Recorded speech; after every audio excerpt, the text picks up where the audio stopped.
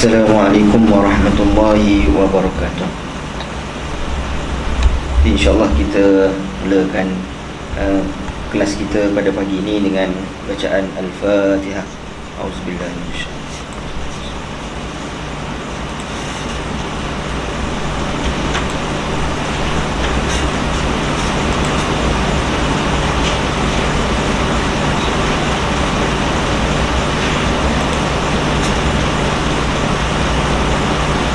Alhamdulillahi Rabbil Alamin. Wassalatu wassalamu ala ashrafil anbiya'i wal mursalin wa ala alihi wa sahbihi ajma'in. Rabbi shrah li sadri wa yassir li amri wahlul 'uqdatam min lisani yafqahu qawli.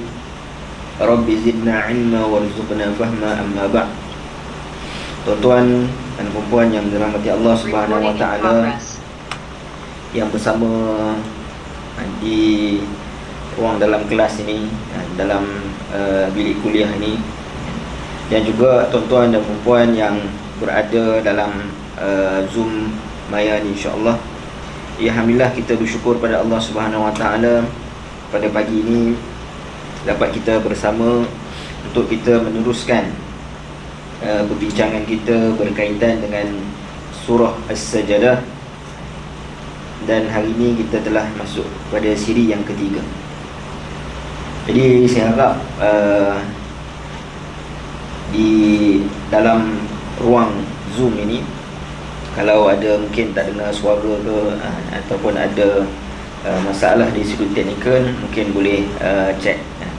Jadi insyaAllah kita cuba perbaiki. Baik. Jadi pada pertemuan yang lalu, pada sesi yang lalu, kita telah menyebutkan hubungan surah As-Sajdah dengan surah Al-Insan. Ini kita masih lagi belum melihat kepada ayat-ayat dalam surah As-Sajdah. Jadi kita melihat dulu berkaitan dengan hubungan-hubungan, kerana sebagaimana yang saya sebutkan pada 2 minggu yang lalu, bila Nabi SAW memilih untuk membaca satu-satu surah, sama ada dalam sembahyang ataupun pada waktu-waktu yang tertentu, sudah tentu di dalam surah tersebut mengandungi pengajaran-pengajaran yang penting. Kerana Nabi SAW ketika mana diturunkan kepada baginda ayat-ayat Al-Quran, surah-surah dalam Al-Quran, maka baginda lah orang yang paling mengetahui tentang maknanya.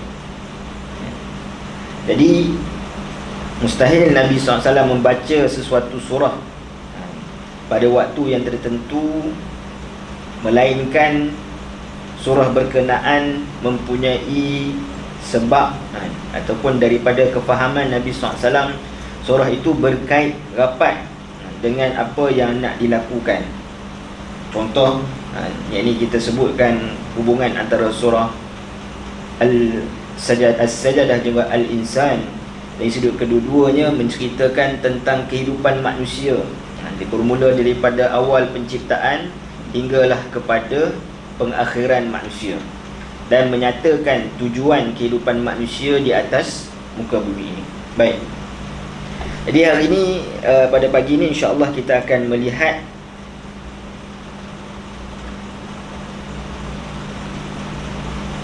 tak ada gambar.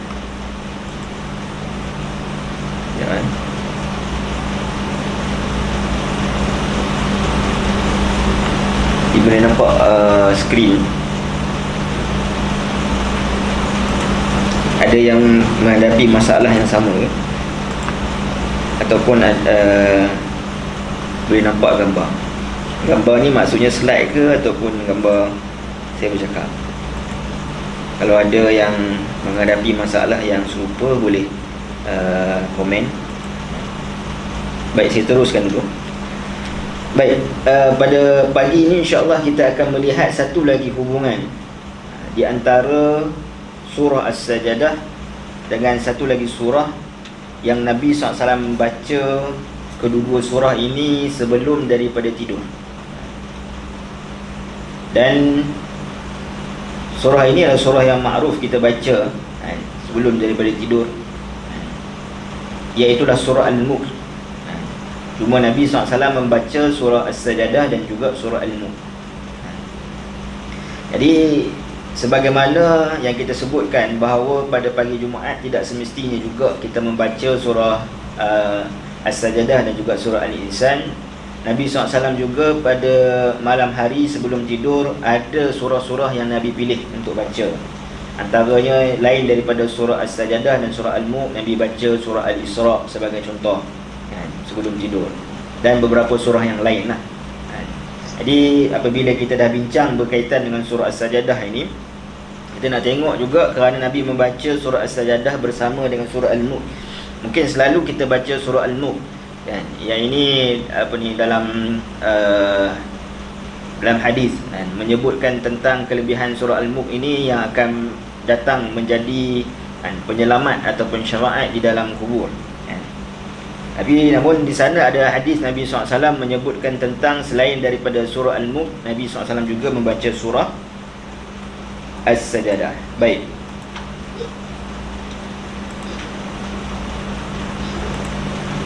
Baik ya. Jadi hadis Nabi SAW itu iaitulah hadis yang diriwayatkan daripada Jabir bin Abdullah qala kana an-nabi sallallahu alaihi wasallam la yanamu hatta yaqra'a bi tanzilus sajadah wa bi tabarak. Daripada Jabir bin Abdullah berkata Nabi sallallahu alaihi wasallam tidak akan tidur melainkan setelah membaca surah As-Sajadah dan juga surah Al-Mulk. Ini surah As-Sajadah dibaca ataupun digandingkan dengan surah Al-Mulk. Digandingan-gandingan ini sangat signifikan dan mempunyai rahsia-rahsianya. Dan rahsia itu diketahui melalui kita melihat kepada ayat-ayatnya. Jadi insya-Allah pada pagi ini kita akan melihat tentang hubungan di antara surah Al-Mulk dan juga surah As-Sajadah. Baik. Yang pertama sekali bila kita menyebutkan tentang tema, ini saya selalu sebut dan ulang-ulangkan bahawa setiap satu surah di dalam Al-Quran dia mempunyai tema-temanya yang tertentu yang berlainan di antara satu sama lain.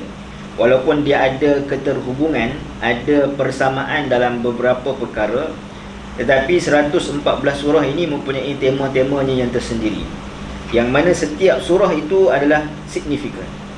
Maknanya dia tidak bertindan di antara satu sama lain, yang mana kelebihan ataupun adanya surah ini berbanding surah ini, yang ini kedua-duanya mempunyai peranannya masing-masing. Sebab itu Allah Subhanahu Wa Taala datangkan 114 surah. Kalau tak ada, maknanya sama aja surah As-Sajadah, surah Al-Mulk, maka tak perlu didatangkan salah satu daripadanya. Maka tema-tema ini penting untuk kita ketahui, untuk kita melihat keterhubungan ataupun kita katakan tanasub di antara surah-surah di dalam Al-Quran. Baik. Pada pertemuan yang pertama terdahulu saya telah menyebutkan bahawa surah-surah di dalam Al-Quran ini dia mempunyai dua penyusunan ataupun dua urutan. Ini urutan yang pertama adalah sebagaimana yang kita tengok dalam mushaf. Ini surah As-Sajadah adalah surah yang ke-32 dan surah Al-Mulk adalah surah yang ke-67. Namun bila kita melihat kepada dari sudut penurunan kepada Nabi SAW, surah As-Sajadah dan surah Al-Mulk adalah surah Makkiyah, yang ini diturunkan sebelum daripada hijrah Nabi SAW. Yang mana surah As-Sajadah ini adalah merupakan surah yang ke-75, diturunkan kepada Nabi SAW. Adapun surah Al-Mulk adalah surah yang ke-77. Nombor 77 itu menunjukkan kepada dari sudut penurunan. Jadi perlu kita fahami dalam penurunan Al-Quran tak semestinya turun satu surah sekaligus. Tapi maknanya bila ada satu surah yang diturunkan kebanyakan ayat-ayatnya, maka ulama kira Dari sudut ini bila penurunannya. Jadi dari sudut penurunan ini, rujukan yang saya rujuk adalah yang ditulis oleh seorang ulama Syria, iaitu Syekh Hasan Habanakah. Ini dalam kitab dia Ma'arij At-Tafakkur. Ini dia menyebutkan ini dari sudut penyusunan surah ini. Baik. Jadi surah As-Sajadah adalah surah yang ke-75. Surah Al-Mulk adalah surah yang ke-77. Jadi kalau kita tengok, dia sangat berdekatan di antara satu sama lain, 75, 77. Di pertengahan sebelum Al-Mulk dan selepas As-Sajadah yang kita sebut sebelum ini adalah surah At-Tur. Yang ke-74 adalah surah Al-Mu'minun, 75 surah As-Sajadah, 76 surah At-Tur, dan surah 77 surah Al-Mulk. Yang mana surah As-Sajadah, Allah Subhanahu Wa Taala temanya Allah mendatangkan tentang penjelasan tentang kekuasaan alam ini. Kekuasaan Allah Subhanahu Wa Taala pentadbir alam ini, yang seharusnya orang beriman sujud pada keagungannya dengan rasa penuh takut dan juga harap. Khaufan wa tama'a, rasa takut dan juga harap kepada Allah Subhanahu Wa Taala.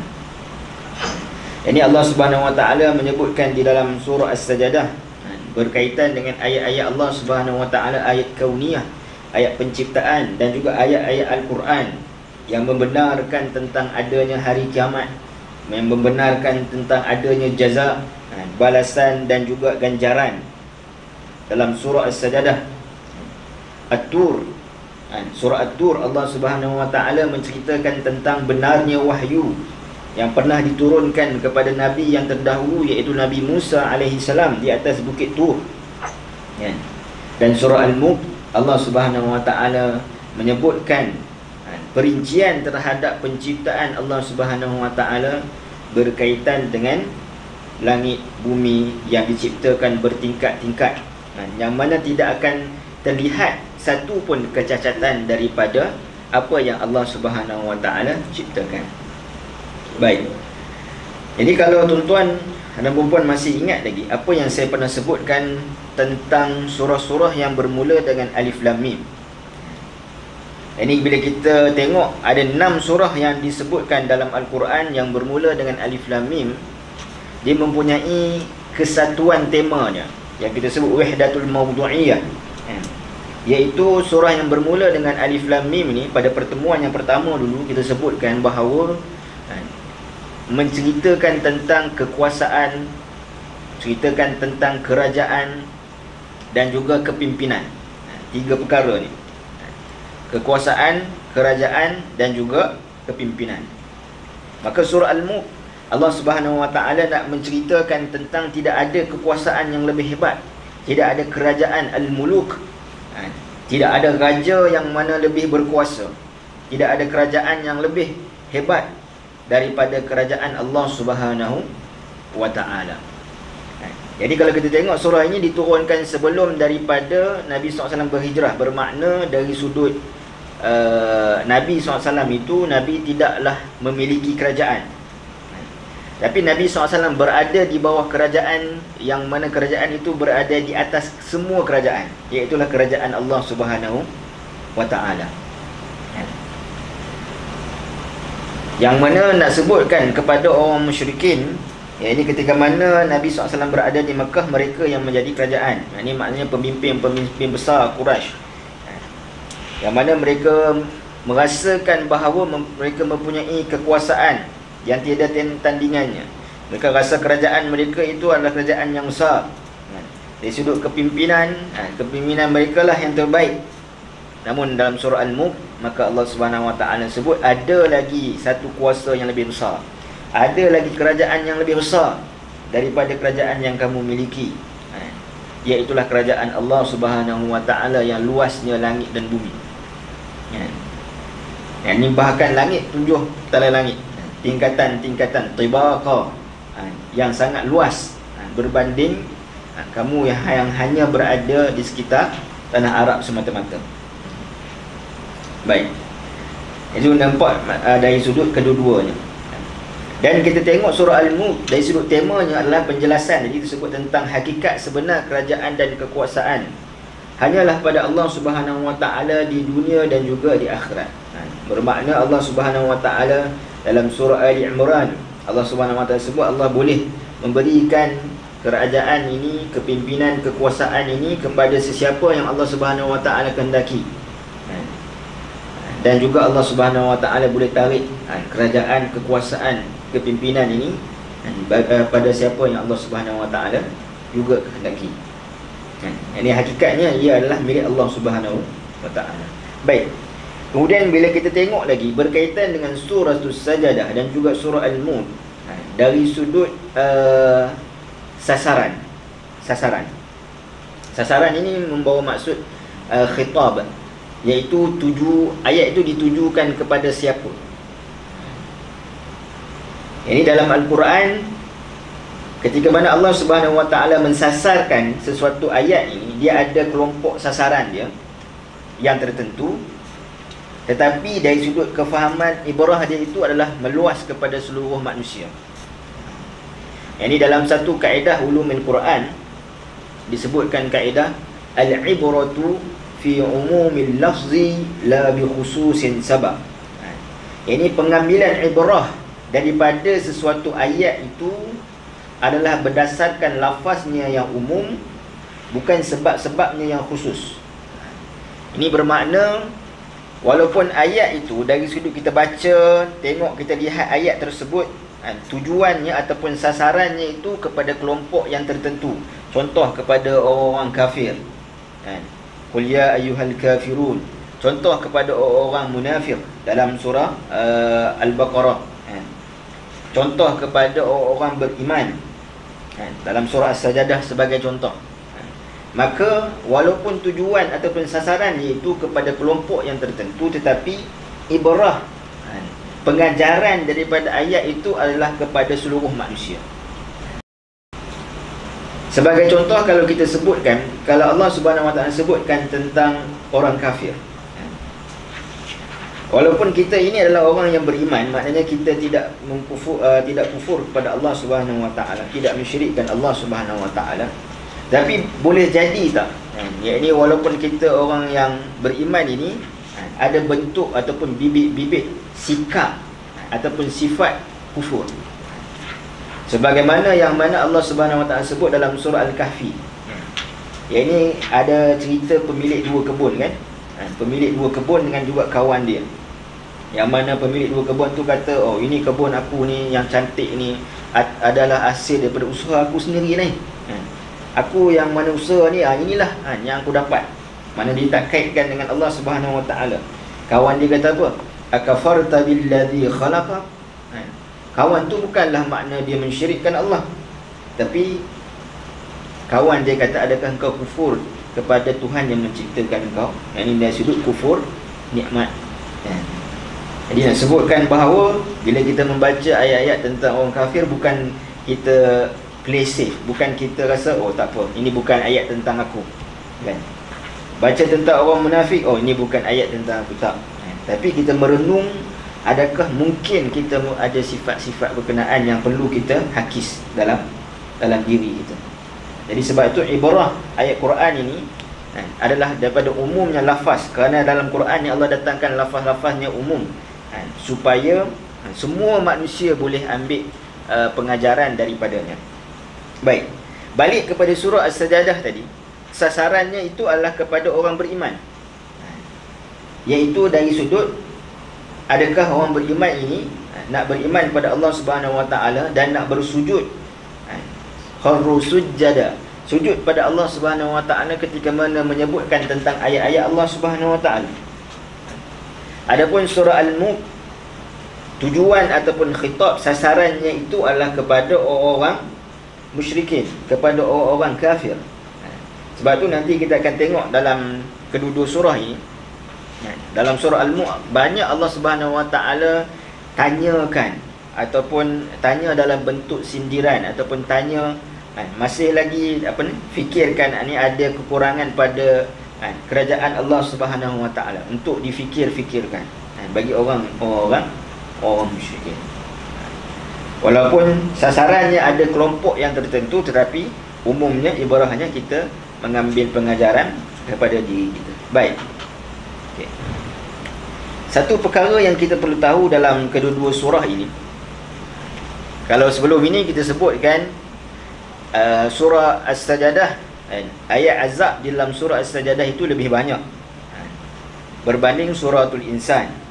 Dalam surah Al-Insan, mana Allah Subhanahu Wa Taala perincikan tentang nikmat-nikmat dalam syurga, pakaiannya macam mana, tempat duduk, suasana, keadaan tempat duduk, tempat tinggal, makanan yang dekat, minum air bagaimana, cawan macam mana, teko macam mana, siapa yang tuang air apa, detail dalam surah Al-Insan.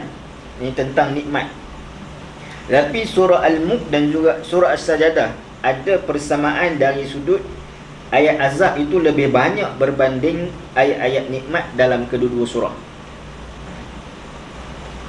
Makna kata Allah Subhanahu Wa Taala nak sebutkan tentang nikmat, tentang azab lebih banyak dalam kedua-dua surah ini. So nampak dari sudut persamaan. Sebagai contoh, ayat yang menceritakan tentang nikmat dalam surah As-Sajadah dan surah Al-Mulk ada satu je, ataupun mungkin ada ayat yang lain, tapi maknanya sangat sikit. Antaranya dalam surah As-Sajadah Allah Subhanahu Wa Taala sebut, "Fala ta'lamu nafsun ma ukhfiya lahum min qurrati a'yun jazaa'an bima kanu ya'malun." Maka tidak ada seorang pun yang mengetahui satu persatu persediaan yang telah dirahsiakan untuk mereka dari segala jenis nikmat yang amat indah dipandang dan menggembirakan, sebagai balasan bagi amal soleh yang mereka telah kerjakan. Jadi ayat ini Allah Subhanahu Wa Taala sebutkan nikmat itu secara ringkas. Bahkan kalau nikmat itu tidak sama langsung dengan nikmat yang mereka telah nampak ataupun pernah melihatnya di atas dunia. Kerana tidak ada seorang pun, fala ta'lamu nafsun, tidak ada seorang pun yang mengetahui apa yang disembunyikan oleh Allah Subhanahu Wa Taala yang akan menjadi penyejuk mata pada di dalam syurga. Dalam surah Al-Mulk Allah Subhanahu Wa Taala sebut ganjaran bagi ataupun nikmat bagi orang yang beriman, yang takutkan kepada Allah Subhanahu Wa Taala. Innal ladzina yakhshawna rabbahum bil ghaibi lahum maghfiratun wa ajrun kabir. Sesungguhnya orang yang takut melanggar hukuman Tuhannya semasa mereka tidak dilihat oleh orang dan semasa mereka tidak melihat azab Tuhan, mereka beroleh keampunan dan juga pahala yang besar. Jadi pahala yang besar itu tak didetailkan apa pahala yang besar. Yang ini berada dalam keadaan nikmat yang tak didetailkan, kerana lebih banyak ayat-ayat berkaitan dengan azab. Nak kita bermuhasabah tentang ayat-ayat azab yang disebutkan dalam kedua-dua surah. Baik. Jadi apa hikmah ayat azab lebih banyak dalam kedua-dua surah ini? Kalau kita fikirkan, dan kenapa Nabi SAW baca kedua surah ini, ayat azab, sebelum daripada tidur? Itu persoalan itu kita akan jawab di akhir sekali lah. Cuma dari sudut kita melihat hikmah ayat azab lebih banyak dalam kedua-dua surah ini, nak menunjukkan kepada kita Nabi SAW sebelum tidur, maknanya Nabi membina rasa takut. Yakhshaw, khasyah, innal ladzina yakhshawna rabbahum, kan, dalam surah Al-Mulk tadi disebutkan. Ini nak membina rasa takut. Dalam surah Al-Mulk Allah Subhanahu Wa Taala sebut tentang dalam surah As-Sajadah, khaufan wa tama'a. Khauf dengan khasyah, kedua-duanya maknanya takut, tapi ada beza di antara khauf dengan khasyah. Khauf ni kha waw fa, khaufan wa tama'an, khauf takut juga. Khasyah, yang ni ayat tadi yakhshawun ni, kita tengok orang-orang yang takut juga menunjukkan kepada takut, tapi dua perkataan ni ada beza.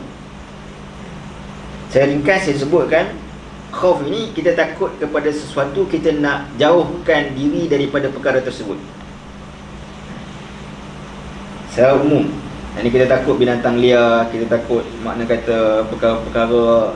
Sebab kita takut, maknanya biasa kita takut ni kita akan menjauhkan diri daripada perkara tersebut.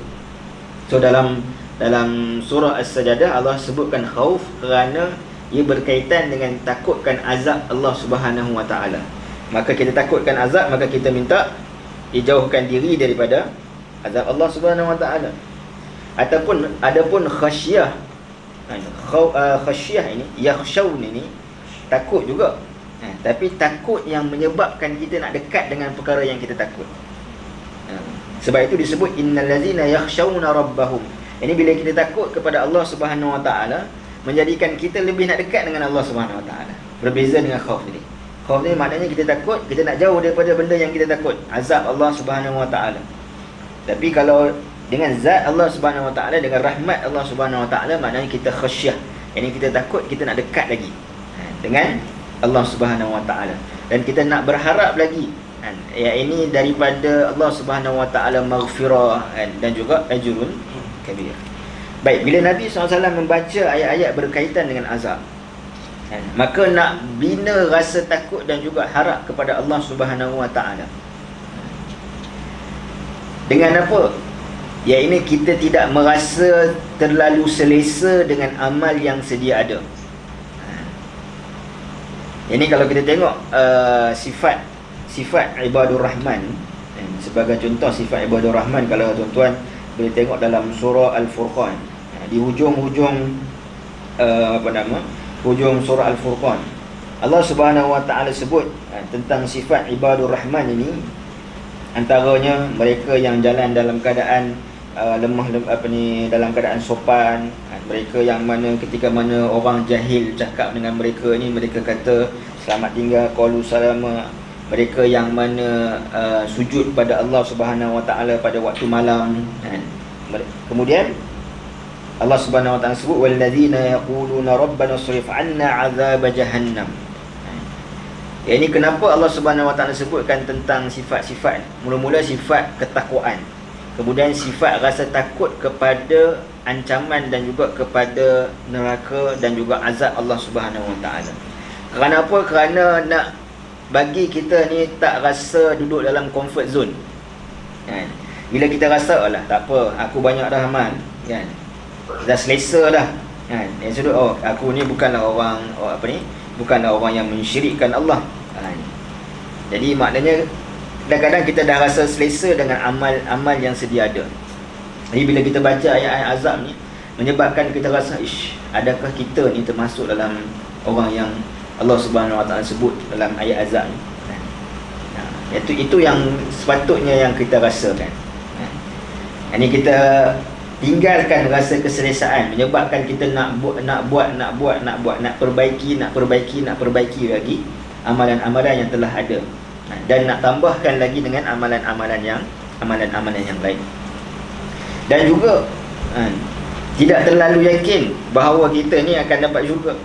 Walaupun dari sudut dalam hadis banyak menyebutkan orang yang menyebutkan la ilaha illallah, ini akan mendapat syurga, tapi kita tidak terlalu yakin bahawa kita, sebab dalam hadis kan disebutkan tentang mereka yang buat dalam kehidupan mereka buat amalan ahli syurga, tetapi maknanya selepas daripada hampir daripada kematian, yang ini dia terjerumus kepada amalan ahli neraka. Kerana dalam hadis Nabi SAW sebut innamal a'malu bil khawatim, sesungguhnya amal itu adalah pada penghujungnya. Tapi penghujung kematian seseorang itu, kata para ulama, yang ini dia berdasarkan apa ataupun atas prinsip apa yang dia hidup. Kalau kita prinsip kita hidup dalam keadaan kita sentiasa takutkan azab Allah Subhanahu Wa Taala, dalam keadaan kita berjaga-jaga takut kita terjerumus kepada kemaksiatan, maka mudah-mudahan kita mati pun dalam keadaan kita dihindari daripada maksiat. Maka sebab itu ayat azab lebih banyak. Yang kedua, yang ini nak memupuk rasa sentiasa bersiap sedia dan berhati-hati dalam setiap perkara. Kerana apa? Mengingati hakikat hidup bertuhan ini selain daripada ancaman kepada mereka yang tidak beriman.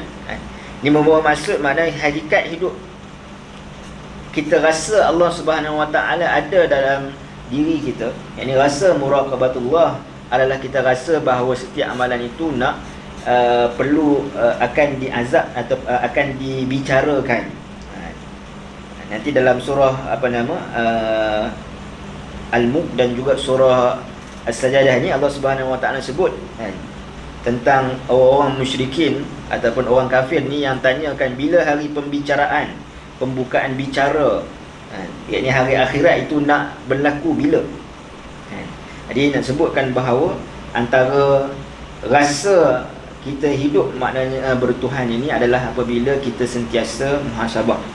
Jadi dianjurkan kita untuk malam-malam maknanya kita fikir balik daripada bangun kan, bangun tidur dan kita bekerja ke, hari kerja ke dan sebagainya, di bagaimana kehidupan kita seharian. Jadi kita ingat ni balik, kalau ada banyak dan sudah tentu banyak kesilapan dan dosa kita yang kita buat, maka kita mohon keampunan pada Allah Subhanahu Wa Taala sebelum daripada kita tidur. Di ayat azab ini pula juga kepada orang yang tidak beriman, maka nak bagi tahu tentang ancaman bahawa Allah Subhanahu Wa Taala akan membalas segala perbuatan-perbuatan buruk. Dan juga kita melihat bahawa hikmahnya, iaitu dari sudut para anbiya, Nabi SAW sendiri, para sahabat radhiyallahu anhum, mereka ini tetap istiqamah dalam kebaikan walaupun mendapat jaminan syurga. Nabi SAW dijamin syurga, para sahabat 10 orang para sahabat dijamin syurga. Yang mana walaupun mereka dijamin syurga, kita tengok akhlak mereka yang dijamin syurga ni adalah mereka melakukan amalan-amalan tu tanpa henti, istiqamah. Walaupun Nabi SAW telah dijamin syurga, tetapi Nabi sentiasa nak mengingatkan diri kita ni untuk makna kata kita sentiasa bermuhasabah, melihat balik ayat-ayat azab ni supaya kita menjauhkan diri daripada kemurkaan Allah Subhanahu Wa Taala. Dan juga bila kita sebutkan azab, azab ini ataupun ganjaran itu sendiri, jaza kan, berkaitan dengan jaza, ada satu benda yang akan datang, yang mana berlaku di alam akhirat. Maka Nabi SAW nak kita tidur dalam keadaan kita membina mindset kita itu adalah melihat kepada akhirat. Tidur dalam keadaan mindset ingat pada akhirat, dan bangun dalam keadaan juga kita mindset kita adalah Allah Subhanahu Wa Taala. Sebab itu kita dianjurkan baca doa tidur, doa bangun tidur. Kerana apa? Membina mindset berkaitan dengan akhirat itu adalah yang utama. Dan kalau kita tengok manusia ni dalam surah Al-Asr sebagai contoh, Allah Subhanahu Wa Taala sebut bahawa manusia ini berada dalam keadaan rugi kan. Sepanjang masa ada dalam keadaan rugi, kecuali orang yang cuba keluar daripada kerugian tersebut. Mana kata kita ini dikejar. Dalam dalam sirah kan Nabi SAW sebut ketika mana Nabi naik di atas bukit Safa kan, Nabi SAW sebut bahawa aku memberitahu kepada kamu azab yang nak datang kepada kamu. Yang azab itu sedang mendatang kepada kita, kecuali orang yang mana beramal soleh kan, yang beriman dan beramal soleh, berpesan pada kebaikan, berpesan kepada kesabaran kan. Jadi yang disebutkan muhasabah itu diperlukan untuk kita baca, terutama berkaitan dengan ayat-ayat azab ini, supaya kita membina mindset akhirat dan juga kita nak berterusan beramal. Sebab kita tak pasti. Satu benda yang tak pasti dalam kehidupan kita ini adalah berkaitan dengan di mana pengakhiran kita. Rezeki Allah dah sebut dah. Allah dah pastikan bahawa setiap kita ada rezekinya. Tetapi benda yang tak pasti, kadang-kadang kita sibuk benda yang dah pasti kan, berbanding benda yang tak pasti lagi. Allah dah janji tentang rezeki, tapi itulah yang mana yang selalu kita sibuk kan, berbanding benda yang tak pasti lagi, iaitulah pengakhiran kehidupan kita. Maka mudah-mudahan kita membaca kedua-dua surah ini, mudah-mudahan dengan kefahaman daripada kedua-dua surah ini menyebabkan kita istiqamah, mudah-mudahan. Baik, kita nak lihat dari sudut ada beberapa poin persamaan di antara surah As-Sajadah dan juga surah Al-Mulk, yang hampir sama antara surah As-Sajadah dengan surah Al-Insan. Poin dia lebih kurang, iaitu bermula daripada penciptaan Allah Subhanahu Wa Taala, terhadap alam ini, penciptaan manusia dan hinggalah kepada pengakhirannya. Ini seolah mana kita membaca kedua surah ini sebelum tidur, ibarat kita bermuhasabah balik, yang ini bagaimana Allah menghidupkan semula selepas daripada kematian kecil. Kita tidur, menghidupkan semula manusia dengan alam-alam ini yang memberi manfaat kepada manusia. Maka sepatutnya kehidupan kita seharian itu menyebabkan kita lebih ingat Allah Subhanahu Wa Taala. Baik. Yang pertama, Allah Subhanahu Wa Taala menyebutkan tentang dalam kedua surah tentang penciptaan langit dan juga bumi. Dalam surah As-Sajadah, bila tuan tengok 32 tu maknanya surah As-Sajadah lah. 67 itu adalah surah Al-Mulk. Baik. Dalam surah As-Sajadah Allah Subhanahu Wa Taala sebut Allahul ladzi khalaqas samawati wal arda wama bainahuma fi sittati ayyam thumma istawa 'alal 'arsy ma lakum min dunihi min waliyyin wala syafi' afala tatadhakkarun. Allah Tuhan yang menciptakan langit dan bumi serta segala yang ada di antara keduanya dalam 6 masa. Kemudian ia bersemayam di atas arasy. Kamu tidak akan beroleh sebarang penolong dan pemberi syafaat selain daripada Allah.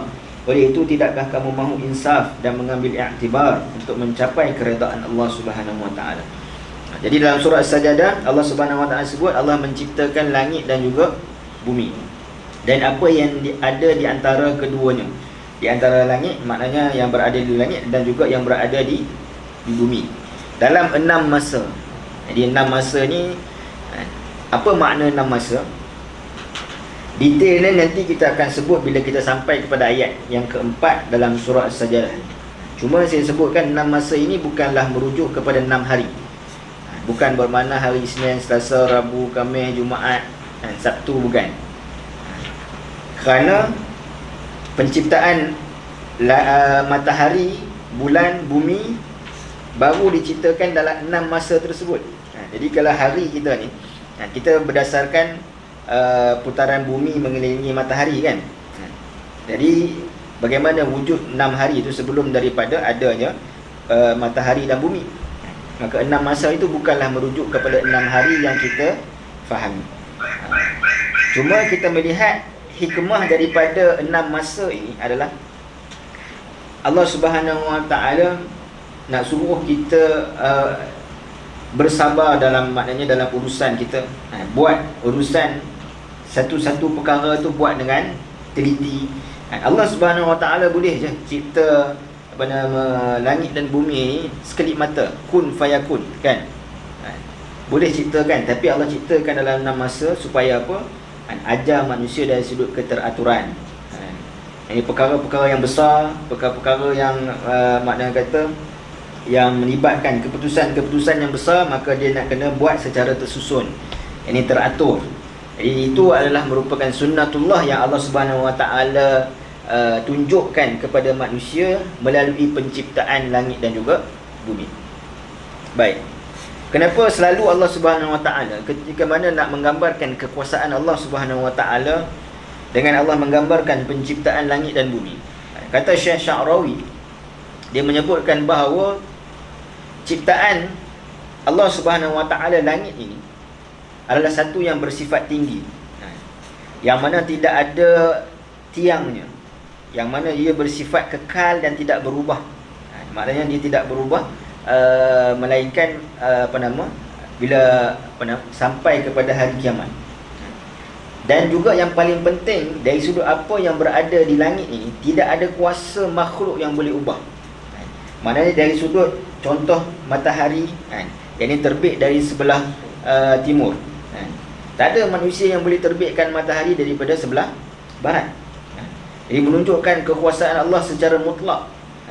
Sebab langit ni banyak benda yang kita tak boleh nak capai, yang kita sukar untuk capai kecuali dengan maknanya dengan teknologi. Itu pun sangat terhad kan. Sebutkan bahawa tidak ada makhluk yang boleh mengganggu apa yang telah Allah Subhanahu Wa Taala sudah sediakan ataupun tetapkan. Bumi berputar selama 24 jam, tak ada orang yang boleh putarkan bumi lebih laju daripada apa yang telah Allah Subhanahu Wa Taala sediakan. Maknanya tak ada pencampuran kuasa makhluk pun terhadap penciptaan langit. Dan begitu juga dengan bumi, yang mana bumi ini bersifat benda yang dekat dengan kita. Ini manusia boleh sentuh, manusia boleh ambil manfaat di dalamnya. Tetapi di dalam bumi, di dalam lautan kan, sebagai contoh kan, lautan yang mana bumi kita ni banyak laut, dipenuhi laut lebih banyak daripada dataran. Tapi di dalam laut itu sendiri maknanya banyak lagi perkara-perkara yang kita tidak ketahui. Bahkan pengetahuan, kalau kita tengok sains, pengetahuan kita terhadap benda yang berada dalam laut ni lebih sikit berbanding pengetahuan kita yang kita tahu yang ada di atas langit. Sebab apa? Sebab dalam laut ni mana tak ada cahaya dan sebagainya. Jadi kedua-duanya menunjukkan kepada kesempurnaan dan juga kemutlakan kekuasaan Allah Subhanahu wa taala.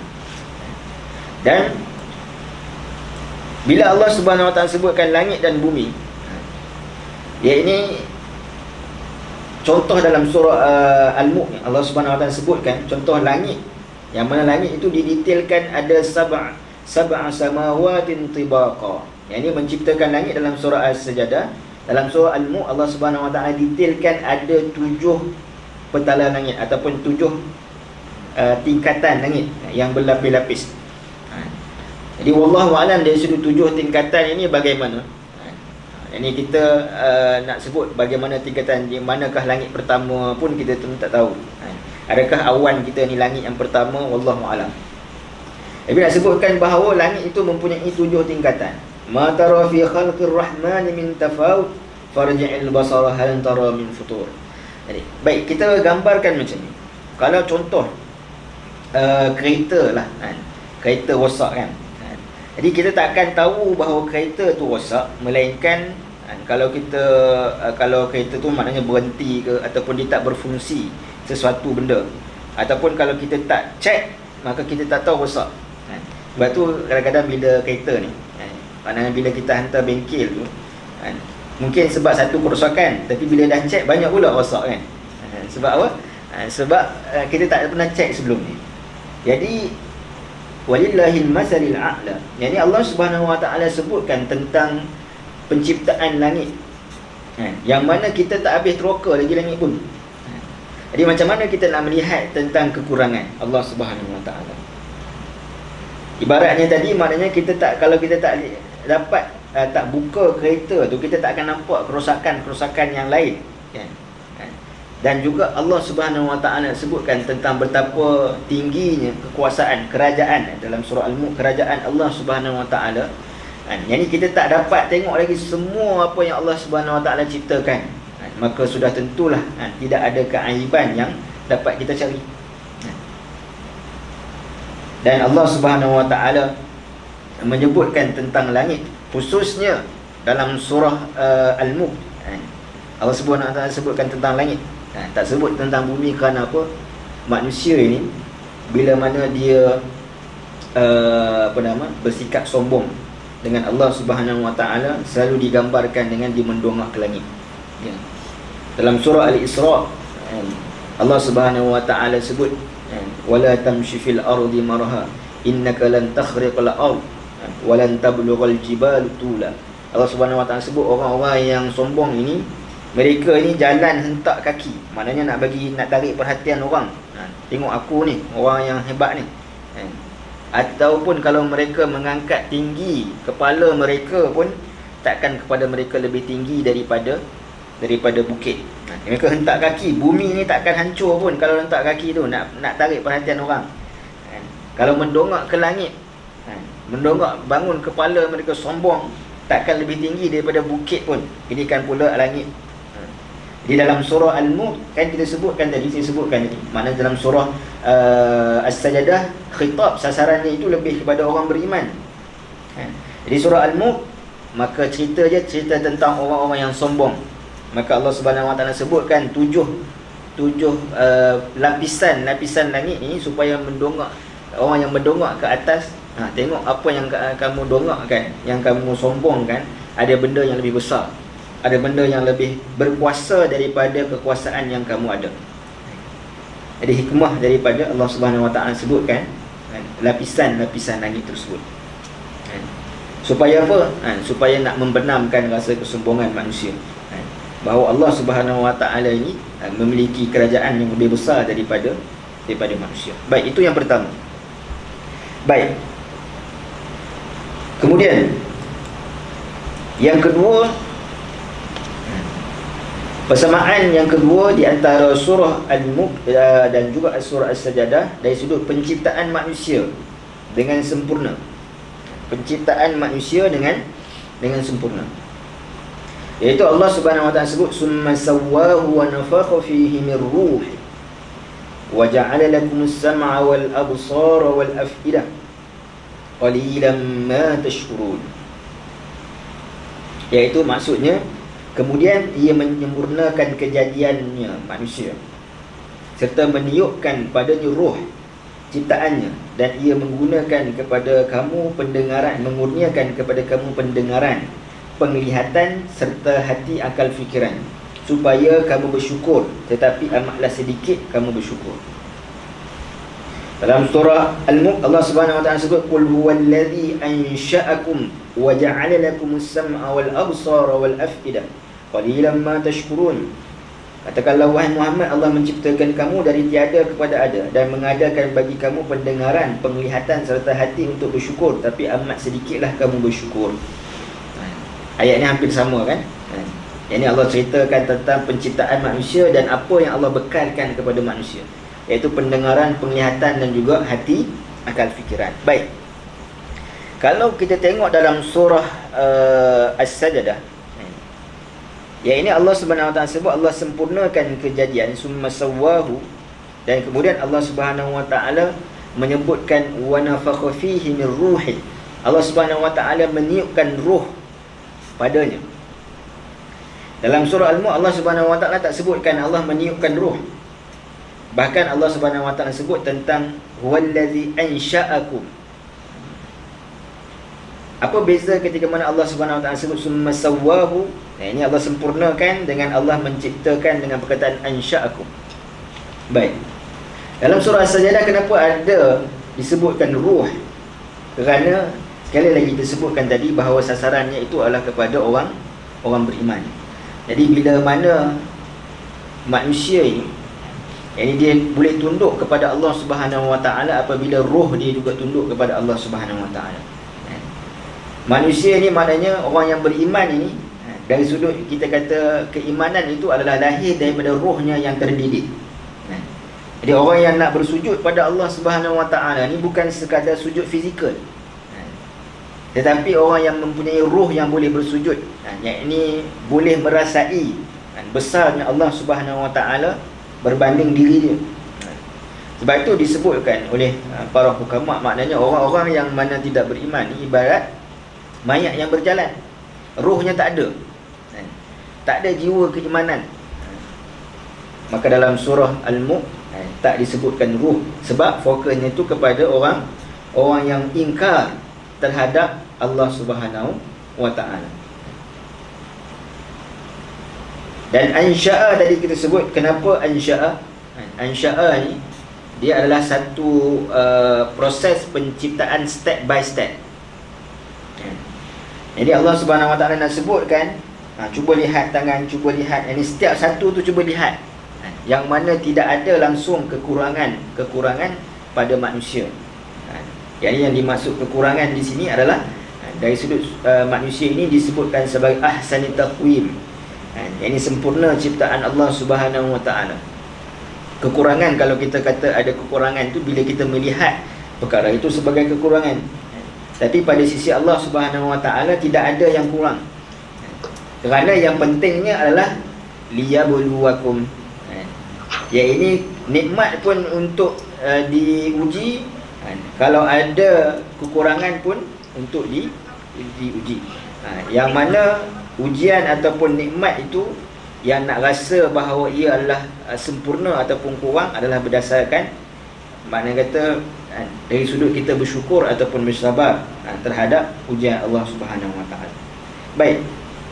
Kalau kita tengok kedua-dua surah Allah Subhanahu wa taala sebutkan tentang tiga benda yang Allah berikan kepada manusia. Sam'a wal absar wal af'idah. Pendengaran, penglihatan dan juga hati akal fikiran. Baik. Kenapa dimulakan dengan pendengaran? Kenapa selalu ayat Quran dimulakan dengan pendengaran? Ini bila Allah ceritakan tentang manusia, sebutkan tentang pendengaran terlebih dahulu sebelum dari penglihatan. Sebab pendengaran adalah anggota utama ataupun diria utama, terutamanya bagi orang musyrikin, untuk mendapat hidayah Allah Subhanahu Wa Taala. Kerana turunnya Al-Quran. Sebab Al-Quran pada zaman Nabi SAW belum ada lagi yang bertulis penuh, mushaf, kan? Tapi bila Nabi SAW sendiri pun terima Al-Quran melalui pendengaran. Ini Jibril baca kepada Nabi, Nabi baca kepada para sahabat. Jadi pendengaran itu terlebih dahulu. Ini mereka dengar ayat-ayat Al-Quran. Nabi pun ketika mana mereka datang berjumpa Nabi, offer Nabi macam-macam, kan? Nabi membacakan ayat Al-Quran. Jadi mereka mendengar ayat-ayat Al-Quran tersebut. Dan penglihatan kenapa datang kemudiannya? Kerana nak menyebutkan tentang ayat Al-Quran ni, kebenarannya itu dia akan semakin tersingkap, terlihat kebenarannya pada peredaran masa. Contoh cerita tentang yang paling mudah tentang Abu Lahab. Ini pendengarannya adalah berkaitan dengan Allah Subhanahu Wa Taala sebut tabbat yada abi lahab wa tab, yakni kecelakaan bagi Abu Lahab. Ayat ini turun pada awal Nabi SAW berdakwah di Makkah. Jadi secara terang-terangan pada tahun yang keempat kenabian. Tapi bila kecelakaan, bila orang musyrikin sendiri melihat kecelakaan yang itu berlaku kepada Abu Lahab 11 tahun kemudian. Jadi selepas daripada peperangan Badar, selepas Nabi dah berhijrah dah, pergi ke Madinah. Jadi maknanya pendengaran tu dulu. Jadi pendengaran itu, dengar ayat Quran itu menyebutkan kepada yakin. Jadi bila tengok sendiri benda itu berlaku, penglihatan, maka tinggal lagi afidah, tinggal lagi akal fikiran yang waras, hati yang mana nak fikir benda ni sebenarnya benar kan ataupun tidak. Kalau dia masih lagi menolak kebenaran, maka itulah yang disebutkan sebagai kekufuran. Dan dengar dah dalam banyak riwayat, antaranya Walid bin Mughirah, Uqbah bin Abi Mu'id, dan banyak riwayat menyebutkan bahawa pembesar-pembesar Quraisy ni mereka pernah dengar Nabi SAW baca Quran. Alhamdulillah. Tapi dan mereka tahu tentang apa yang Nabi SAW sebutkan, maknanya kehendak daripada ayat-ayat Quran tu. Sebab Al-Quran ini adalah diturunkan dalam bahasa Arab. Tapi maknanya dengar dan mereka lihat dari sudut peribadi Nabi SAW. Mereka lihat bagaimana sahabat-sahabat Nabi SAW yang mana mempertahankan akidahnya dan mempertahankan imannya, walaupun ayat Quran tak turun habis lagi. Tapi orang yang mana berfikir, dia akan tahu bahawa ini, adakah ini sebab kehancuran ataupun sebab keamanan, kan? Sebagai contoh, kalau kita tengok dalam peristiwa, selalunya orang musyrikin ni mereka akan katakan bahawa kedatangan para nabi ni dah menyebabkan kehancuran kepada kaum ketika itu. Yang contoh kalau kita tengok Nabi Nuh, kan, ini dengan taufannya, kan, Nabi Saleh mungkin dengan gempitanya, kan, bunyi suara yang kuat, Nabi Lut maknanya diterbalikkan bumi dan sebagainya. Jadi kedatangan Nabi itu seolah ataupun digambarkan dengan kehancuran. Bahkan antara mereka kata kepada Nabi adalah memisahkan antara ahli keluarga, kan. Ada ahli keluarga beriman yang mana ahli keluarga tak beriman, yang menyebabkan perpisahan di antara adik-beradik. Sedangkan kita tengok Nabi SAW lah yang mana datang membawa penyatuan. Allah Subhanahu Wa Taala, maknanya Nabi SAW dilahirkan adalah pada tahun gajah, kan? Tahun gajah, tahun di mana Allah Subhanahu Wa Taala selamatkan orang Quraisy daripada serangan Abraha, kan? Daripada serangan Abraha itulah makna kata ketika mana Allah menjaga Kaabah, menjaga Makkah, kan? Daripada serangan Abraha menyebabkan Makkah pada waktu itu jadi Ummul Qura. Maknanya orang tumpu kepada Makkah sebab orang tahu Makkah ini, Kaabah ini dijaga oleh satu kuasa, kan? Yang mana di sana ada keamanan, Ini Allah muliakan Quraisy dengan tahun gajah tersebut. Dan ditambah lagi kemuliaan adalah dengan kelahiran Nabi SAW. Ini dalam surah Al-Ma'un, Allah sebut tentang pemimpin-pemimpin Quraisy inilah yang menyebabkan rosak tamadun orang Arab ni. Tak tolong orang miskin, maknanya tak tolong anak yatim, zalim terhadap anak yatim. Kita tak akan sebut satu negara itu sebagai negara yang bertamadun, negara yang maju kalau pemimpinnya itu masih deny untuk membantu orang-orang miskin. Kadar kemiskinan lagi tinggi. Jadi nak sebutkan bahawa Nabi SAW lah yang mana datang memuliakan wanita, memberi hak kepada anak yatim. Yang ini menyuruh untuk memberikan bantuan kepada orang-orang yang memerlukan bantuan. Nabi SAW yang membina tamadun. Jadi kalau kita perhatikan dari sudut sebelum daripada Nabi SAW menjadi Rasul pun, diangkat menjadi Rasul pun, mereka sendiri menggelar Nabi sebagai Al-Amin. Dalam peristiwa tahkim, yang ni nak letakkan batu Hajarul Aswad tersebut, mereka memilih Nabi SAW, kan? Jadi nak sebutkan kepada kita bahawa dari sudut penglihatan, mereka pun melihat dah peribadi Nabi SAW, melihat dah apa yang Nabi bawakan itu memberikan lebih banyak manfaat. Tetapi tinggal lagi di akhirnya dari sudut afidah, akal hati manusia ni nak fikir bagaimana. Sebab itu Allah Subhanahu Wa Taala sebut dalam surah Allahumma salli Muhammad, dalam surah Al-Humazah, narul wa ma adraka mal hutamah narullahil muqadah allati tattali'u 'alal afidah. Neraka tu maknanya antaranya api tu akan membakar sampai ke dalam afidah, hati mereka tu, kerana hati itulah yang mana yang menyebabkan mereka tak boleh nak berfikir. Sebenarnya manusia ni hati dia tu boleh berfikir. Kalau kita baca dari sudut kajian terbaru sains, kan, kalau dulunya kita hanya fikir bahawa akal manusia je berfikir, tapi hati manusia juga sebenarnya boleh berfikir. Itulah hati yang disebut dengan afidah. Yang mana kalau hati itu dah mendengar dah ayat Quran, dah melihat dah apa yang Nabi contohkan, para sahabat contohkan, maka tinggal hati itu sama ada dia nak terima ataupun tak terima. Kalau tak terima, maka disebutkan dalam surah Al-Humazah, mereka inilah tattai'u 'alal afidah. Hati mereka itu akan dibakar oleh api neraka. Jadi itu susunan dia. Baik, kemudian yang ketiga,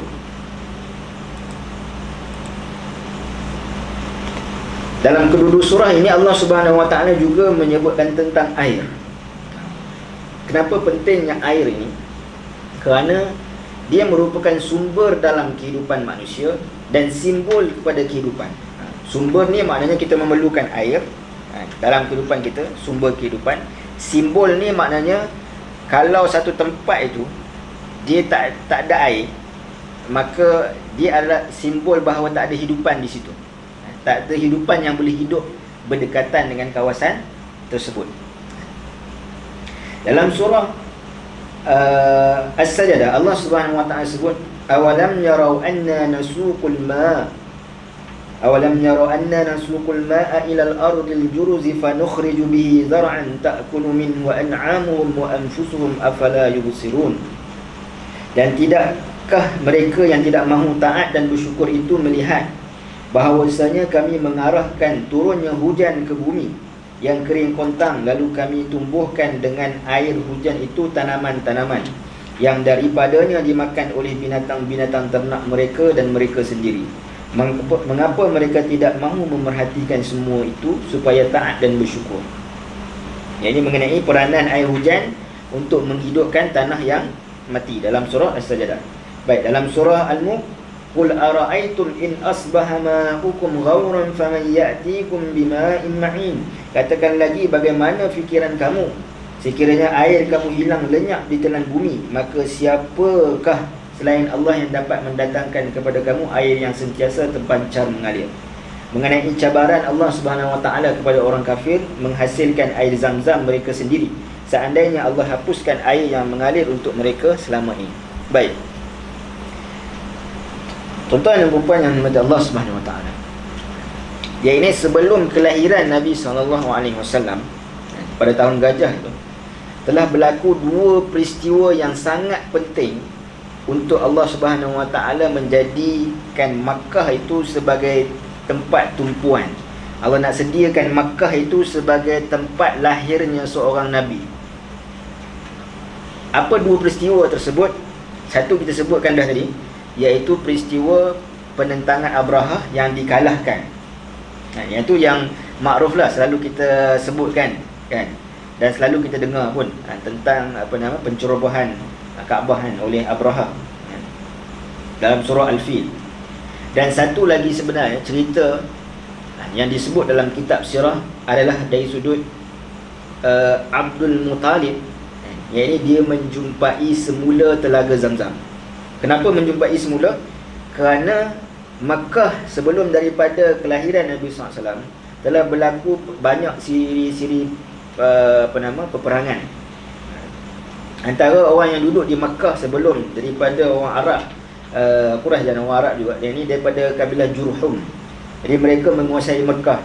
Jadi bila mana mereka nak dikuasai oleh orang-orang Arab ketika itu, mereka meninggalkan Makkah ini dengan mereka menanam ataupun menutup bekalan air, supaya orang Arab ni dia tak boleh hidup lah sebab tak ada air kan. Jadi apa yang berlaku, Allah Subhanahu Wa Taala berikan ilham kepada datuk Nabi SAW Abdul Muttalib melalui mimpi ketika mana dia duduk di dekat dengan Kaabah. Dekat dengan Kaabah, dia mimpi tempat di manakah air Zamzam itu berada. Dan disebabkan mimpi itu, dia bawa orang untuk pergi gali, jumpa harta benda kaum Jurhum tadi, dan juga jumpa dari sudut air Zamzam. Maka disitulah dapat semula air Zamzam kepada orang Makkah pada ketika itu. Jadi dua perkara ni, dua nikmat ni sebenarnya, nikmat air dan juga nikmat keamanan, ini disebut dalam surah Quraisy, allazi at'amahum min ju'. Ya, ini Allah Subhanahu Wa Taala itu yang mana menyelamatkan mereka daripada kelaparan. Kalau tak ada air, agak-agak kita pun nak pergi Makkah ke kan, kalau tak ada air kan. Ini mungkin dari sudut kejiwaan kita tahu, maknanya dari sudut tempat ibadat, maknanya pada waktu tu yang mana belum lagi Islam, ada Nabi pun tak lahir lagi, orang tak akan pergi ke Mekah. Sebab apa? Sebab tak ada sumber air. Nak pergi berdagang susah kan? Bahkan nak pergi buat ibadat pun susah. Ini walaupun ibadat mereka cara jahiliah, tapi susah. Tapi disebabkan adanya air, allazi at'amahum min ju' wa amanahum min khauf. Dua perkara itu merupakan nikmat yang besar kepada manusia. Kita hari ni pun kalaulah kata dari sudut negara kita ni aman damai, alhamdulillah, tapi masih lagi ada orang yang miskin, orang yang maknanya tak cukup nak makan. Jadi perkara itu akan menyebabkan ataupun ia juga merupakan satu kekurangan. Sebaliknya, kalau semua orang ada duit, semua orang ada pekerjaan dan sebagainya, tapi negara tak aman, ada rusuhan, ada peperangan dan sebagainya, juga tak selesa kehidupan. Tapi maka kedua-duanya Allah telah sediakan kepada orang Quraisy. Dalam surah Quraisy, Allah mengangkat Quraisy itu menjadi salah satu daripada nama surah. Tapi apa yang Allah perintahkan kepada Quraisy? Falyabudu rabb hadzal bait. Falyabudu rabb hadzal bait. Jadi dah sebutkan tentang Allah mengeluarkan air, dan Allah sebutkan tentang air ini supaya manusia ini boleh kembalikan nikmat air adalah nikmat yang paling penting dalam kehidupan manusia, untuk manusia ini bersyukur. Tahu apa yang berlaku kepada orang Quraisy? Mereka menyebutkan bahawa bila adanya maksudnya bila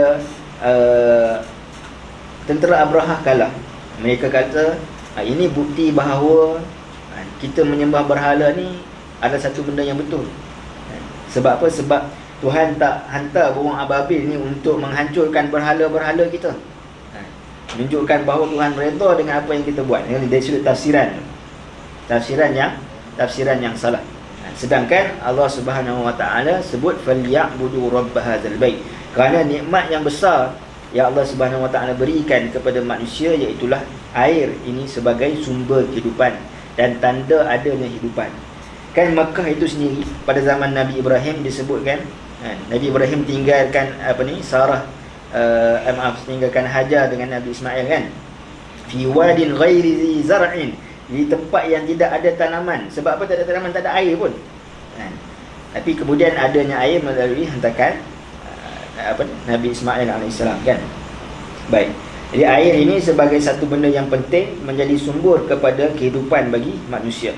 Dan Allah Subhanahu Wa Taala kurniakan air ini kepada orang Quraisy sebagai satu tanda supaya mereka bersyukur. Falyabudu rabbaha dzal bait.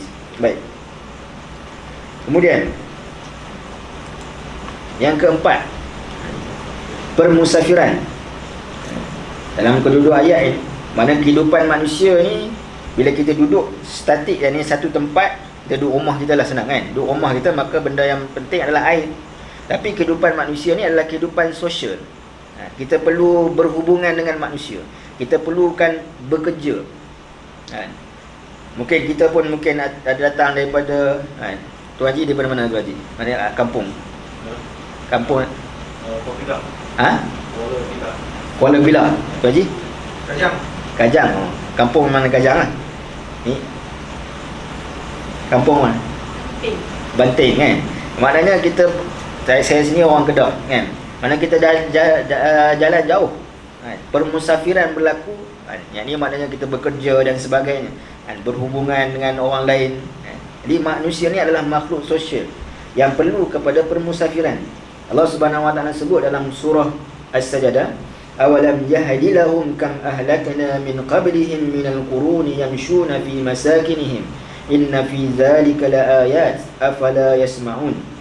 Dan belumkah lagi ternyata kepada mereka yang kafir itu bahawa kami telah binasakan berapa banyak daripada kaum-kaum yang kufur ingkar dahulu daripada mereka, padahal mereka sekarang berulang-alik melalui tempat tinggal kaum-kaum itu. Sesungguhnya kebinasaan kaum itu mengandungi keterangan-keterangan untuk diambilkan iktibar. Apa makna ulang-alik? Dalam surah Quraisy juga Allah SWT sebut, ila fi Quraisy ila fihim rihlatash shita'i was-sayf. Mereka ini disebutkan oleh Allah, bukan sekadar Allah berikan tadi keamanan, dan bukan sekadar berikan air tadi, makanan, sumber kehidupan, berikan juga maknanya mereka ini ada ruang. Sebab adanya kedua-dua benda ni, keamanan tu yang paling penting, yang ini boleh berlaku permusafiran. Rihlatash shita'i was-sayf, ini pada waktu syita, ini mereka berada di Mekah, mereka turun ke selatan. Selatan ni ke mana? Ke Yaman. Dan pada waktu musim panas, mereka pergi ke Syam. Yang mana Yaman ni pula, dia adalah sentral kepada kawasan sebelah timur. Kalau kita tengok dari sudut sejarah Islam yang datang ke tanah Melayu, antaranya adalah daripada pedagang daripada Yaman. Manakala Syam adalah sentral kepada mereka yang berdagang di sebelah Eropah, dan sentral kepada semua itu adalah Mekah. Allah jadikan pusat itu adalah Mekah. Sebab Yaman di sebelah bawah, Syam di sebelah atas, di sebelah utara. Yang mana pada musim panas, ini mereka boleh pergi ke Syam, pada musim sejuk mereka pergi ke Yaman. Jadi dari sudut Allah Subhanahu Wa Taala berikan keamanan, berikan kehidupan, dan Allah Subhanahu Wa Taala maknanya berikan keamanan tu antaranya boleh pergi bermusafir. Dan musafir ni kamu ulang-alik pergi ke Syam. Antara apa yang ada di Syam, antaranya Nabi Lut, kaum Nabi Lut yang ini disebutkan di Jordan ataupun Palestin, di Laut Mati. Ya, ini banyak juga di Syam. Silap Nabi Hud yang juga berada di Syam, Nabi Yunus. Jadi nak sebutkan bahawa di sana tu ada peringatan-peringatan kaum-kaum yang terdahulu, yang mereka ulang-alik, yang sepatutnya mereka mengambil ibrah daripada kemusnahan kaum-kaum yang terdahulu. Disebab apa kaum-kaum yang terdahulu dimusnahkan? Kerana keingkaran mereka terhadap perintah Allah Subhanahu Wa Taala, ataupun mereka mensyirikkan Allah. Alhamdulillah. Baik. Dalam surah Al-Mulk Allah Subhanahu Wa Taala sebut, "Wallazi ja'ala lakumul arda dalulan famshu fi manakibiha wa kulu min rizqihi wa ilaihin nusyur." Dialah yang menjadikan bumi bagi kamu mudah untuk digunakan, maka berjalanlah di atas muka bumi ini untuk mencari rezeki yang dikurniakan oleh Allah, dan kepada Allah jualah dibangkitkan hidup semula. Jadi nak sebutkan tentang Allah kaitkan dengan permusafiran kehidupan kita ini dalam dunia ini. Sebab dunia ini adalah musafir kan, tempat kita bermusafir. Kita menuju pengakhiran kita, iaitulah kan, ini destinasi terakhir kita adalah akhirat. Maka kita sedar bahawa kita akan kembali kepada Allah Subhanahu Wa Taala. Bermusafirlah, ambil ibrah. Ini kalau kita nak pergi musafir, mungkin keluar negara dan sebagainya, jangan semata-mata kerana bercuti. Bercuti itu tak apa, tapi kita mengambil ibrah daripada tempat-tempat yang berlaku tersebut. Baik. Jadi Allah Subhanahu Wa Taala dalam ayat ini, kedua-dua ayat ini menceritakan bahawa Allah menyediakan keamanan bagi orang Quraisy. Dalam surah Quraisy, yang ini mereka boleh bermusafir, tapi mereka tak ambil peringatan daripada permusafiran mereka yang mereka pergi ke Syam ataupun pergi ke Yaman tersebut. Baik. Ini kehidupan manusia. Setelah dah sebutkan tentang penciptaan langit dan bumi, disebutkan tentang sumber kehidupan, dan juga disebutkan tentang kehidupan manusia yang perlukan kepada pemusafiran, dan Allah Subhanahu Wa Taala menegaskan dalam kedua-duanya berkaitan dengan kematian yang pasti. Allah Subhanahu Wa Taala sebut, "Qul yatawaffakum malakul maut alladhi wukila bikum summa ila rabbikum turja'un." Ya, ini katakanlah wahai Muhammad, nyawa kamu akan diambil oleh malaikat maut. Kenapa Allah Subhanahu Wa Taala sebut di sini malaikat maut yang diwakilkan? Wukila bikum tu makna ditugaskan berbuat demikian, maknanya diwakilkan. Maknanya setiap daripada kita ini telah ada makna malaikat maut yang diwakilkan untuk mencabut nyawa bila-bila masa sahaja. Ini menunjukkan kepada kematian itu adalah pasti. Dalam surah Al-Mulk, Allah Subhanahu Wa Taala sebut, "Alladzi khalaqal mauta wal hayata liyabluwakum ayyukum ahsanu amala wa huwal azizul ghafur." Ini mengenai kekuasaan Allah Subhanahu Wa Taala yang mentadbir kematian dan juga kehidupan. Kenapa Allah Subhanahu Wa Taala sebut alladzi khalaqal mauta wal hayah? Dialah yang mentakdirkan adanya mati dan hidup. Kalau ikutkan maknanya kita hidup dulu baru mati kan? Tapi kenapa dalam ayat ni Allah kata mati dulu baru hidup? Maknanya adalah kematian yang dimaksudkan ini adalah meninggalnya kita dunia ini. Maknanya dunia ini disebutkan dengan kematian. Kenapa? Kerana kita akan tinggalkan dunia ini. Akhirat disebut dengan hayah, disebut dengan kehidupan, kerana kehidupan yang abadi adalah di akhirat. Jadi menunjukkan juga tentang kematian itu adalah pasti. So dalam dua ayat ini Allah Subhanahu Wa Taala menyebutkan dalam surah As-Sajadah dan surah Al-Mulk tentang kematian itu adalah pasti dalam dua cara yang berbeza. Dalam surah As-Sajadah Allah Subhanahu Wa Taala sebut bahawa setiap daripada kita ni dah diwakilkan ataupun ditugaskan malaikat maut yang boleh mencabut nyawa pada bila-bila masa. Dan pada ayat surah Al-Mulk Allah Subhanahu Wa Taala sebut dunia itu adalah tempat kematian, tempat kamu meninggalkannya, dengan disebutkan maut dan hayah itu adalah kehidupan hari akhirat.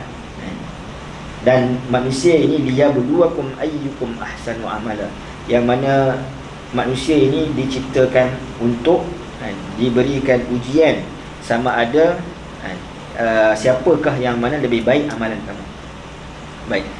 Dalam tadi kalau kita sebut dalam surah Quraisy, Allah Subhanahu Wa Taala sebut tentang nikmat. Nikmat yang mana ujian kepada orang Quraisy, sama ada mereka nak falyabudu rabb hadzal bait, mereka nak beribadah pada Allah Subhanahu Wa Taala ataupun tidak. Dalam ayat suratul Baqarah Allah Subhanahu Wa Taala juga menyebutkan tentang takut dan juga tentang kehilangan harta dan kehilangan nyawa. Wala nabluwannakum bisyai'in minal khawfi wal ju'i wa naqsin minal amwali wal anfusi was samarat wa basyiris sabirin. Jadi Allah Subhanahu Wa Taala akan menguji manusia ini dengan rasa lapar dan takut, hilang harta benda, hilang maknanya rumah dan sebagainya. Sekarang ni maknanya kita tengah masih lagi ada banjir kan di Terengganu dan di Kelantan. Jadi mudah-mudahan sahabat kita ataupun mungkin saudara-saudara kita yang berada di sana. Moga Allah mudahkan dan angkatlah bencana ini. Baik, nak sebutkan kepada kita, kadang-kadang bila sesuatu kekurangan berlaku dalam kehidupan kita, kita lebih mudah nak kembali pada Allah dengan sabar. Wa basyiris sabirin, dan Allah kata kemudiannya, mereka ini mengatakan qalu inna lillahi wa inna ilaihi raji'un. Mudah kita nak balik pada Allah Subhanahu wa taala. Tapi bila mana Allah berikan nikmat, sebenarnya lebih suka. Dan itu merupakan ujian. Kita tak sedar, mana mungkin sekarang ni kita tak kena hujan, bencana, tak kena banjir dan sebagainya. Sedangkan ujian kesenangan itu lebih suka untuk kita beribadah pada Allah Subhanahu wa taala. Maka datang bentuk ujian, sama ada untuk bersyukur atas nikmat ataupun sabar di atas bencana ataupun ujian, maka kedua-duanya itu adalah untuk menilai siapakah ahsanu amala, siapakah yang mana paling baik amalannya. Jika baik amalannya, maka Allah Subhanahu wa taala itu adalah Ghafur, pengampunan Allah Subhanahu wa taala sangat luas. Namun jika buruk amalannya, maka Allah Al-Aziz, maka Allah berautoriti, boleh menghukum manusia. Sebab Allah dah datangkan ayat-ayat berkaitan peringatan dalam kedua-dua surah. Baik. Kemudian ada 10 poin. Ada 10 poin. Kemudian selepas daripada kematian, Allah Subhanahu wa taala sebutkan tentang kiamat. Yang mana dalam kedua-dua surah ni ada menyebutkan tentang kiamat yang berlaku, yang mana benar-benar akan berlaku. Manusia ni antara dua, sama ada dia berlaku kepadanya kiamat kecil. Kiamat kecil ni adalah kematian, ataupun kiamat yang besar, yang ni pada hari kiamat nanti. Yang mana kedua-duanya disebutkan oleh Allah Subhanahu wa taala. Cerita tentang bagaimana orang yang mengingkari hari kiamat. Wa yaquluna mata hadzal fathu in kuntum shadiqin. Dan mereka bertanya, bilakah datangnya hari pembukaan bicara yang dikatakan itu, jika betul kamu orang-orang yang benar. Kemudian katakanlah wahai Muhammad, tidak perlu diketahui masa datangnya bila pada hari pembukaan bicara itu. Tidak ada gunanya lagi kepada orang-orang kafir kiranya mereka hendak beriman, dan mereka pula tidak akan diberi tempoh untuk berbuat demikian. Dalam surah An-Nur, Allah Subhanahu wa taala sebut wa yaquluna mata hadzal wa'du in kuntum shadiqin. Dan mereka bertanya, bilakah datangnya hari kiamat yang dijanjikan itu, jika betul kamu orang yang benar. Maka Allah Subhanahu wa taala sebut, katakanlah wahai Muhammad, sungguhnya ilmu pengetahuan tentang masa kedatangannya hanya pada sisi Allah, dan sesungguhnya hanyalah seorang rasul, aku hanyalah seorang rasul yang mana datang memberikan ingatan dan juga amaran. Jadi nak sebutkan cabaran ataupun orang musyrikin, orang kafir ni, antara perkara yang mereka tidak yakini beriman adalah tentang adanya hari kiamat. Bahkan datang dalam bentuk cabaran pula kepada Nabi, tanya bila berlaku. Jadi seolah-olah mencabar. Maka Allah kata, ya ini katakanlah hari kiamat itu dalam pengetahuan Allah. Ini menunjukkan bahawa Nabi sendiri tidak tahu bilanya berlaku hari kiamat. Dan yang kedua, yang pentingnya adalah peranan Nabi adalah untuk memberikan peringatan. Kalau mereka masih lagi tidak mahu beriman, dalam keadaan tempoh mereka berada di dunia ini, mereka tidak akan mampu lagi beriman ketika mana mereka berada di hari akhirat. Sebab dalam surah As-Sajdah nanti kita akan sebut cerita tentang orang kafir ini, bagaimana mereka minta untuk kembali semula ke atas dunia, kan. Dalam ayat yang ke-11 surah As-Sajdah, kami telah melihat apa yang Allah Subhanahu wa taala sediakan berupa azab-azab, maka kembalikanlah kami ke dunia ini, kan. Dalam ayat yang ke-11 surah As-Sajdah, maka tidak ada lagi peluang pada waktu itu, menunjukkan bahawa kiamat ini benar berlaku, walaupun tidak diketahui waktunya bila. Tapi sebagaimana Nabi SAW sebut kepada para sahabat yang tanyakan tentang kiamat, Nabi kata apa? Madza a'dadtu, apa yang engkau telah sediakan untuk sampai ataupun melalui hari tersebut. Yang pentingnya adalah kita persediaan kita. Baik. Kemudian yang ketujuh, maka kebiasaannya di dalam surah-surah dalam Al-Quran, bila Allah Subhanahu Wa Taala menyebutkan tentang satu berkaitan dengan perkara kebaikan, maka disebutkan juga tentang keburukan. Disebut sifat-sifat yang baik, disebut juga sifat-sifat yang buruk. Disebutkan pengakhiran yang baik, maka akan disebutkan pengakhiran yang buruk. Supaya manusia ini nampak bahawa manusia ini ada pilihan, iaitu pengakhiran yang baik. Allah Subhanahu Wa Taala sebut, tatajafa junubuhum 'anil madaji' yad'una rabbahum khaufan wa tama'an wa mimma razaqnahum yunfiqun. Iaitu orang yang beramal, yang ini bertahajud bangun. Tatajafa junubuhum, sedikit tidur mereka daripada madaji', yang mana mereka berdoa kepada Allah Subhanahu Wa Taala dengan penuh rasa khaufan wa tama'an. Ini mengenai tahajud dan infak sebagai penyelamat daripada azab. Dan kemudian dalam surah Al-Mulk, Allah Subhanahu Wa Taala sebut rasa takut kepada Allah Subhanahu Wa Taala dengan amalan-amalan yang disebutkan dalam surah As-Sajadah ini, antara sebab mendapat pengampunan dan juga mendapat pahala ganjaran yang besar. Antara makna ganjaran yang besar itu adalah syurga Allah Subhanahu Wa Taala. Baik. Kemudian yang ke-8, Allah Subhanahu Wa Taala sebut tentang pengakhiran yang buruk dalam ayat yang ke-13 surah As-Sajadah. Maksudnya, kalaulah kami telah tetapkan persediaan mereka hidayah petunjuk untuk beriman dan beramal soleh kepada tiap-tiap seorang dengan ketiadaan usaha daripada masing-masing, nescaya kami berikan kepada tiap-tiap seorang akan hidayah petunjuk sebelum masing-masing meninggal dunia, supaya tidak terkena azab di akhirat. Tetapi telah tetap hukuman seksa dariku. Demi sesungguhnya aku akan memenuhi neraka Jahannam dengan semua jin dan manusia. Jadi nak sebutkan bahawa kalau Allah Subhanahu Wa Taala nak semua manusia ni beriman, Allah Subhanahu Wa Taala boleh buat. Tapi Allah nak, dalam surah Al-Mulk sebut apa? Liyabluwakum ayyukum ahsanu amala. Adanya orang yang mana walaupun mungkin dia buat baik, tapi buat baik yang sikit, maka amalan dia sikit, ganjaran dia sedikit. Tapi bila mana orang yang banyak membuat kebaikan, dan mana dari sudut keikhlasannya, jaga dan sebagainya, maka besarlah pula ganjarannya di sisi Allah Subhanahu Wa Taala. Itu menunjukkan adilnya Allah Subhanahu Wa Taala. Dalam surah Al-Mulk, walillazina kafaru birabbihim azabu jahannam wa bi'sal masir. Dan bagi orang yang kufur, ingkar terhadap Tuhan mereka, disediakan azab neraka Jahannam, dan itulah seburuk-buruk tempat kembali. Dan kita sebutkan tadi dalam kedua-dua surah ini lebih banyak ayat berkaitan dengan azab berbanding nikmat. Maka dalam kedua-dua surah ni Allah Subhanahu Wa Taala menyebutkan tentang azab yang berlaku berulang-ulang kali. Wa ammal ladzina fasaqu fama'wahumun nar. Ini bukan sekadar orang yang fasik, orang yang buat kejahatan itu tempat kembali mereka itu adalah neraka. Tetapi yang lebih menyakitkan iaitulah kullama aradu an yakhruju minha u'idu fiha wa qila lahum dzuqu 'azaban naril ladzi kuntum bihi tukadzibun. Kalau disebutkan pengakhiran itu dalam neraka, kita sebutkan sebelum ni tadi, itu pun dah seburuk-buruk tempat kembali, wa bi'sal masir.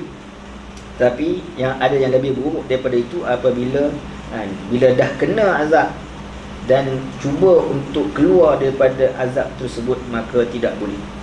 Bahkan dikembalikan, kembali seperti mana asal biasa manusia, yang ini badan, kembalikan, yang ini kulit dan sebagainya dibakar semula, dan dikatakan nah rasakan. Kita bila mana kita kena ujian ke ataupun kita sakit ke, kan, itu pun dah menyebabkan maknanya down dah kadang-kadang, kan, you sakit lagi. Bila orang pula datang bukan nak bagi semangat, kata itulah padan muka, kan, siapa suruh tak contoh, kan. Jadi nak sebutkan bila Allah Subhanahu Wa Taala kata zuqu azaban nar, rasakan. Jadi itu sangat menyakitkan jiwa. Sebab apa? Sebab kita dah tak ada pilihan. Nauzubillah. Dalam surah Al-Mulk Allah Subhanahu wa taala sebut takadu tamayyazu minal ghaid kullama ulqiya fiha fawjun sa'alahum khazanatuha alam ya'tikum nadhir. Hampir-hampir pecah berkecai kerana kuat marahnya. Tiap-tiap kali dicampakkan ke dalam sekumpulan besar orang kafir, bertanyalah penjaga-penjaga neraka itu kepada mereka, tidakkah kamu pernah didatangi oleh seorang rasul pemberi ingatan dan amaran di dunia dahulu? Ini menunjukkan bahawa azab yang berlaku itu berulang-ulang kali. Jadi kalau kita tengok, memang tak berbaloi dari sudut kehidupan kita di dunia ni dah ada dalam 60-70 tahun, yang mana kadang-kadang buat satu benda perkara yang dilarang oleh Allah Subhanahu Wa Taala, na'udzubillah, tetapi balasannya itu adalah balasan yang tidak habis-habis, tidak putus-putus, berulang-ulang kali. Jadi mari kita sama-sama maknanya muhasabah ini. Jadi kita mudah-mudahan kita termasuk dalam golongan orang yang beriman. Dan terakhir sekali, yakni telah banyak azab ataupun berulang kali berlakunya azab, maka kedua-duanya dalam surah menyebutkan tentang penyesalan. Iaitulah walau tara idil mujrimuna nakisu inda rabbihim rabbana absarna wa sami'na farji'na na'mal salihan inna muqinun. Ini sekiranya engkau melihat ketika mana orang yang berdosa itu menundukkan kepalanya di hadapan Tuhan mereka dengan rasa malu dan hina sambil merayu, wahai Tuhan kami telah melihat dan mendengar dengan sejelas-jelasnya, maka kembalikanlah kami ke dunia supaya kami mengerjakan amal-amal yang baik, sesungguhnya kami sekarang ini telah yakin. Itu bentuk penyesalan. Dalam surah Al-Mulk juga Allah Subhanahu Wa Taala sebut tentang penyesalan. Wa qalu law kunna nasma'u aw na'qilu ma kunna fi ashabis sa'ir. Dan mereka berkata, kalaulah kami dahulu mendengar dan memahami sebagai orang yang mencari kebenaran, tentulah kami tidak termasuk dalam kalangan ahli neraka. Nauzubillah. Jadi kita tengok daripada kedua-dua ayat ataupun daripada kedua-dua surah ni dapat kita simpulkan Nabi SAW membaca kedua-dua surah ini sebelum tidur sebagai satu muhasabah kehidupan seharian. Bermula daripada kita bangun sampailah kita nak mati dari sudut mati kecil kan, yakni tidur dan yang telah berlalu, kehidupan seharian dan kehidupan yang telah berlalu, yang mana esok ni belum tentu ada untuk kita. Maka kita letakkan kegurunan, takut kita dah tak hidup semula, maka kita bertaubat pada Allah Subhanahu Wa Taala. Jadi moga-moga kita dijauhkan daripada rasa penyesalan yang disebutkan dalam surah Al-Mulk dan juga surah As-Sajdah, dan mengingati kematian, kerana gambaran itu ibarat orang yang sedang tidur mati. Kan kalau deep sleep kan, macam orang tidur lah kan. Jadi sebelum daripada kematian, makna kita buang muhasabah diri, maknanya Allah berikan peluang untuk mudah-mudahan kita memperbaiki amal dan juga kita memperbanyakkan amal. Wallahu ta'ala alam. Kalau mungkin ada pandangan ataupun ada persoalan daripada tuan-tuan yang hadir di sini ataupun yang daripada Zoom kita dalam Zoom Maya ni, nanti boleh kemukakanlah soalan ataupun mungkin ada pandangan. Wallahu a'lam. So kesimpulan ni kita dapat fahami kenapa Nabi SAW membaca kedua-dua surah ni. Jadi kalau tak mampu baca dua surah pun paling kurang ini kita baca Al-Mulk. Yang ni Al-Mulk kan, maknanya selain daripada apa yang kita sebutkan pada pagi ni, apa yang terkandung dalam surah Al-Mulk tu, kita tahu juga ini dari sudut kelebihan surah Al-Mulk yang lain. Jadi kalau tak dapat buat semua, jangan tinggal semua. Kalau dapat baca kedua-duanya itu lebih baiklah. Kalau tak, maknanya kita berusaha untuk buat salah satu, insya-Allah. Baca surah Al-Mulk sebelum tidur lah. Ya, baca surah saja. Kalau kita terbangun, lepas tu kita baca lah. Baca pada waktu malam kan, boleh juga. Nanti kita ada doa sebelum tidur lah. Ya, kalau ikut dalam hadis tu kata la yanamu, Nabi SAW tidak tidur sebelum itu. Tapi kita faham dari sudut hadis tu, makna kata Nabi tak tidur ni kerana Nabi bermuhasabah. Maknanya kalau kita bangun pada waktu malam pun kita baca dan kita tengok dan kita bermuhasabah kehidupan baru yang Allah berikan kepada kita pun boleh juga. Jadi bukanlah bermakna lepas kalau dah tertidur bangun tak boleh baca dah, tak. Ini boleh baca insya-Allah. Allahu a'lam.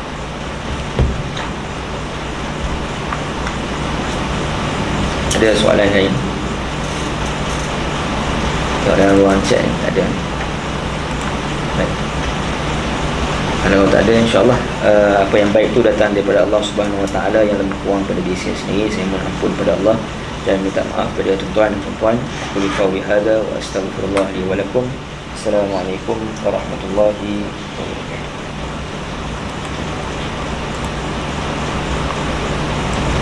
Recording stopped.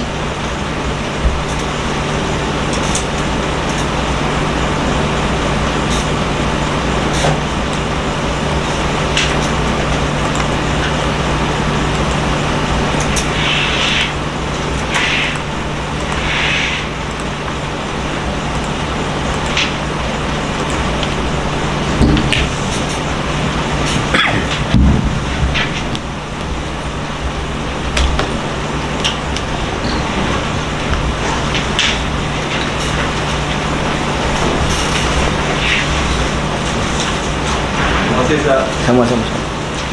Sama eh.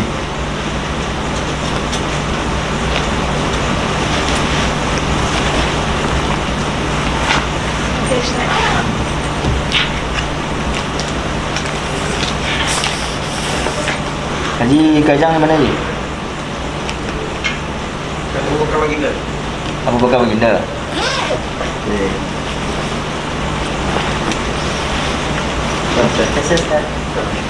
Tak ya? Oh, betul. Titik salah. Terima kasih.